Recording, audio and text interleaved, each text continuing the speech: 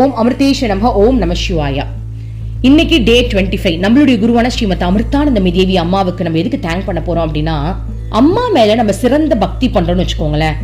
அம்மாவே கதி. அம்மானா அம்மா, இறைவன் எல்லாரும் தான். நீங்க எந்த கடவுள் மேல பக்தியா இருந்தாலும் சரி, இறைவன் மேல அதிகமான பக்தியில இருக்கீங்க, ஆழ்ந்த நம்பிக்கையில இருக்கீங்க அப்படின்னா அம்மா நான் யாருன்னு வெளிப்படையா காட்டுவாங்க. அந்த வகையில அம்மா வெளிப்படையா காட்டுறாங்க இல்லையா, அதற்காக கோடான கோடி நன்றி. எக்ஸாம்பிள் சொல்லணும் அப்படின்னா, நிறைய பேர் பக்தர்கள் சொல்லியிருக்காங்க, ஒரு தடவை ஒருத்தவங்க வீட்டுல வந்து பால் வச்சுட்டு போனாங்களாம் அம்மாக்கு. ஆனா சூடா வச்சுட்டாங்களாம். நேர்ல போனோடனே அம்மா பேசவே இல்லையா. அம்மா ஏமா என்கிட்ட பேச மாட்டேங்கிறீங்கன்னு கேட்டதுக்கு, நீதான் பாலை சூடா வச்சு வாயை சுட்டுட்டியே, எப்படி பேசுறதுன்னு கேட்டாங்க. சோ தன்னை வெளிப்படுத்துறாங்க பாருங்க. இன்னொருத்தவங்க அந்த மாதிரிதான் வந்து அம்மாவுக்கு வந்து ரவா லட்டு பிடிச்சி வைக்கலாம் பர்த்டேக்கு நினைச்சாங்களாம். ஆனா ரவா பத்தாம உடைச்ச கல்லையை போட்டு உருட்டுனாங்களாம். நேர்ல அம்மா வந்த உடனே உடைச்சக்கல்லைய நிறைய போட்டுட்டியோ, நல்லா இருந்தது அப்படின்னு சொன்னாங்களாம். அந்த மாதிரி அம்மா தன்னை வெளிப்படுத்துறாங்க இல்லையா. எனக்கு கூட ஒரு தடவை கீழே விழுந்து தலையில அடிபட்டுச்சு.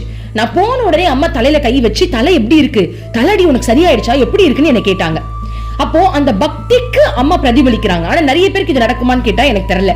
யார் அம்மா மேல அதிகமான பக்தியில இருக்காங்களோ, யாரு நம்பிக்கையோட இருக்காங்களோ, அம்மா அவங்களுக்கு தான் யாருன்னு காட்டுறாங்க. அதே மாதிரி எனக்கு தெரிஞ்ச ஒருத்தவங்க வந்து அவங்க ஹஸ்பண்டை இழந்திருந்தாங்க, ரொம்ப துக்கத்துல இருந்தாங்க. அப்ப அவங்களுக்கு வந்து அப்பதான் ஃபர்ஸ்ட் டைம் அம்மாவை பாக்குறாங்க. மனசுல நினைச்சாங்களாம், அம்மா நான் இருக்கேன்னு யாராவது ஒருத்தர் சொல்ல முடியாம, நீயாவது நான் இருக்கேன்னு எனக்கு சொல்லம்மா அப்படின்னு மனசுல நினைச்சாங்களாம்.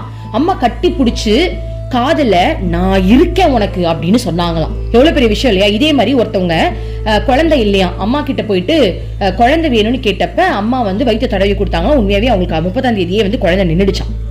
30 தேதியில குழந்தை நின்றுடுச்சான். அதுக்கப்புறம் கொஞ்ச நாள் கழிச்சு ஸ்கேன் எடுக்கும்போது குழந்தை வளர்ச்சி இல்லாம இருந்திருக்கான். அப்ப அம்மா வந்து ஒரு ஆப்பிள் கொடுத்து சாப்பிட சொல்லியிருந்தாங்க போல் இருக்கு. அந்த ஆப்பிள் சாப்பிட்ட உடனே டாக்டர்ஸே அவ்வளவு சர்ப்ரைஸா ஃபீல் பண்ணாங்களா. என்ன அப்படின்னா, அந்த குழந்தை நார்மல் குழந்தையா ரொம்ப ஆரோக்கியமா பிறந்திருக்கு. டாக்டருக்கு அதிசயம் தாங்க முடியல. அப்போ அம்மா பல தடவை அவங்களை வெளிக்காட்டுறாங்களா. உண்மையான பக்திக்கு அம்மா வந்து காளியாவே நடந்துப்பாங்க. உண்மையான பக்திக்கு அம்மா கிருஷ்ணாவாவே நடந்துப்பாங்க. உண்மையான பக்திக்கு அம்மா தன்னை வெளிக்காட்டுவாங்க. ஆனா எல்லார்கிட்டையும் வெளிக்காட்ட மாட்டாங்க. எல்லார்கிட்டையும் வந்து ஒண்ணுமே தெரியாத மாதிரி நடந்துப்பாங்க. இப்ப என் ஹஸ்பண்ட் வரும்போது ஃபர்ஸ்ட் டைம் நாங்க போகும்போதெல்லாம் அம்மா வெளிக்காட்டவே இல்லை, தன்னை யாருமே வெளிக்காட்டல. யாரோ மாதிரி என்ன கேள்வி கேட்ட, நீ யாருமா, எங்க இருந்து வர, இதோ உன் புருஷனா, என்ன பண்ணாங்கன்னு கேட்டாங்க. அப்ப எனக்கு ரொம்ப மன வருத்தமா இருந்தது. அப்பதான் நான் நினைச்சிட்டு, நம்ம நல்லா பக்தி பண்ணும் போல் இருக்கு, நிறைய பேருக்கு அம்மா வெளிக்காட்டுறாங்க, நம்மளுக்கு ஏன் பண்ணல நான் யோசிக்கும் போது அப்பதான் எனக்கு தெரிஞ்சது நிறைய பக்தி பண்ணணும்னு. அப்ப அம்மாவே நினைச்சு உருக உருக உருக உருக நேர்ல போனோடனே அம்மா தன்னை வெளிக்காட்டுறாங்க இல்லையா, எனக்கு எல்லாமே தெரியும். அப்ப நம்பிக்கை அதிகரிக்குது இல்லையா.